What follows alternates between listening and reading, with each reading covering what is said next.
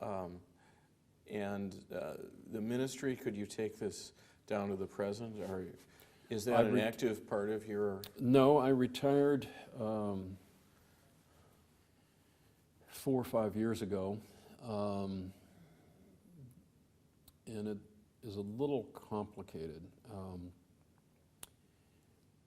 My wife died of cancer, and one of the things that was very galling for her, even though I was officially an ordained minister at the church, she didn't feel like we had as much support from the congregation as her view of what a minister should have. And there was also a time in which, quite correctly, those of us who were associate ministers, who aren't the pastor, were being asked to take a larger role in the church as we were changing between pastors. And I simply didn't, between my wife's illness and my role at the university, couldn't do that. And so I drifted away from the ministry. I'm still ordained. I still can and sometimes do weddings or funerals, or could certainly do a sermon or communion or whatever. So I still have all the rights, but technically I'm retired. So that's not, at the moment, the most active part. It's very hard for me to predict if I do live longer, it may become again. And my ministry was very different. I was not a normal ordained minister in the sense of going to be heading a parish or a church. I was ordained for urban ministry, and my understanding and the congregation's understanding is I was being sent out to do ecumenical work on social justice. So I became first the head of ICUS, which is a complicated Institute on Church and Urban Industrial Society, an old group that had kept together the records of all the denominational efforts at social justice ministry in the cities. Sponsored by a number of denominations, they ran into money problems. I was able to keep the group afloat for a while. I was succeeded by Clinton Stockwell, and he kept the group afloat for a while, but the money dried up, and ICUS went out of existence. Its records went to the university, really to the U of C, but, or the seminaries down at the U of C, and we have a microfilm version at UIC of all the documents of urban ministry since the 40s. The Historical Society could have them also if they want them. I, at the same time, was dean of the faculty for the Urban Academy. For all the seminaries in town, we did the urban ministry training. And because it's complicated between seminaries, it also went out of existence is the short answer. And they don't do as much urban ministry training as they used to. And then I became head of Clergy and Laity Concerned. We were at the time dealing with apartheid in South Africa, the nuclear weapons free zone that was finally enacted here in both the city and the county. With both ICUS and Calc, what we were really trying to do was help congregations do major social justice issues. Sanctuary for refugees from Central America, shelters for the homeless, feeding the hungry, nuclear weapons free zones. We at ICUS published a series of manuals on that. At Calc, we collaborated with other groups around the country to do that in various ways, but mainly often through congregations. And with Calc, it was Jewish, Catholic, Protestant. It was very ecumenical. Now, I'm remembering Clergy and Layman Concerned. It was originally Clergy and Layman Concerned about the war in Vietnam. Correct. It started as an anti-Vietnam organization. By the time I became executive director in Chicago, it had brought, the Vietnam War was over, and it had taken up other social justice issues. Right. Well, why don't we take a break? Okay. This is Gary Johnson. Today's the 13th of July. This is the third tape, and we're at the Chicago History Museum. Could you state your name for the record again? Dick Simpson. We've taken your political career to the point where you've retired from the city council. The next campaign, if I have it right, was the one to run against Daniel Rostenkowski for Congress. Yes, that's the first time I had been a candidate again. I'd worked on campaigns like Harold Washington and a bunch of others in between, usually in an advisory capacity, sometimes as campaign manager once in a while. But I decided around 1990 to again run for office. At the time, Sidney Yates was still congressman from the Lakefront area, my old 9th congressional district. The Congress is redistricted every 10 years, and so there's going to be a redistricting. And somehow the Rostenkowski-Annunzio area is going to be reconfigured. No one knows exactly what it's going to look like when I have to run. So when I declared my candidacy before the 1992 election, back in 1991, I was running against Rostenkowski-Annunzio in an unknown district. That simply was the way it was, or the district may have finally been drawn, but it didn't.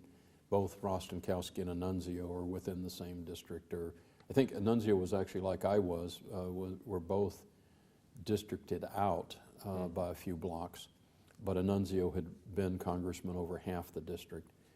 Annunzio gets bought off. He becomes head of the Port of Chicago as a consolation prize. So I'm left facing Rostenkowski, who I had pretty much shaped the early press conferences and statements around anyway. So it did become a race between Rostenkowski and I. And did Rostenkowski seem vulnerable at that point? Yes, it was already well known that he was a crook. He hadn't been indicted and certainly not prosecuted. When we did the background research, I guess we found it's in our all of the papers and stuff of mine, but maybe 25 scandals, not just the ones he was eventually indicted for, but all kinds of scandals, mostly coming from an old style of machine politics. So it was well known by the public, by the press, that Rostenkowski was an old style politician, and he was certainly taking advantage of his office for himself and his friends. But he was the strongest congressman in America. He was head of Ways and Means. He had the support of President Bill Clinton. And when we actually got to the campaign, the entire cabinet of the Clinton campaign came and campaigned for Rostenkowski. He had the endorsement of the mayor. So he was a formidable figure. And he had won his previous elections either with no opponent, or in the general election he would win with 70% of the voters. So he was thought to maybe be becoming vulnerable, but looking invulnerable. That's why there weren't any other candidates in the race in the primary, in the Democratic primary. In 1992. In 1992. Now, I'm trying to remember the timing, but he had that incident with the senior citizens who chased him in the car. And can you remind us about that? Yes, it actually was organized by Jan Schakowsky, who's now congressman. She was at the time working for a public interest group and organizing senior citizens. And in his district on the northwest side of Chicago, at essentially Western and Elston or something like that, Belmont and Elston I think it is, but anyway, in about that area, there's a big senior citizen center. He's supposed to come and speak. The senior citizens are irate because it looks like he's going to be cutting back their Medicare benefits. He won't answer the questions. He flees to his car. The TV cameras are running, and the senior citizens are beating on his car and yelling at him for not representing senior citizen interests in the district. And of course, Rostenkowski is shocked. No one has ever, questioned the great poobah about things like this. And so that had happened 6 months earlier than when I started gearing up for the election, maybe something like that. It's still a very recent event when I declare my candidacy. And so he defeated you in the primary. He defeated me in the primary. It actually was a close election. There was only a 12,000 vote difference. It's 54,000 to 42,000. And I would have won if any of three things had happened. If the indictment had occurred, that would occur a little more than 2 years later, and he was actually indicted rather than just being a part of press scandals and that they're investigating him.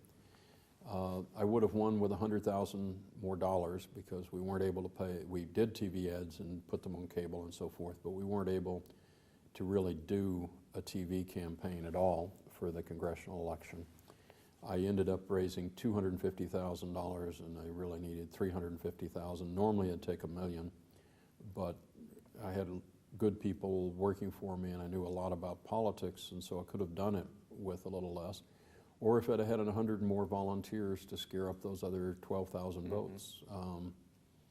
So it didn't work, and I did get defeated, and he went on to win against whoever his Republican opponent was that year. I think it was maybe a Nunzio's former aide. I forget who ran finally. But you know, he won with 80 or 90% of the vote against the Republican, or something, at least 70% of the vote. Now, did you resolve at that point that you would take him on again in 2 years? Yes, it seemed, you know, it was, you know, a defeat, but it, you know, we'd proven sort of to everyone's satisfaction that he could be defeated. This is the first time he ever really looked vulnerable, but it was pretty clear that he could lose. And so I decided to run again. Unfortunately, there were a bunch of unfortunate things about the next time, but one of them was that John Cullerton, who's now the head of the state Senate, decided to, people were jockeying around as to whether or not they would run. I did run again, and this time the other candidates dropped out, but John Cullerton stayed in. And John Cullerton decided that the way to do that was safe was to run against me. So his campaign was really mostly directed against me. He did say, he went further and further, saying bad things about Rostenkowski, but the early stage of the campaign, it was, you know, he thought the poll numbers suggested he could be elected. And in a 3-way race, we this time brought Rostenkowski down below 50%, but neither of us could win.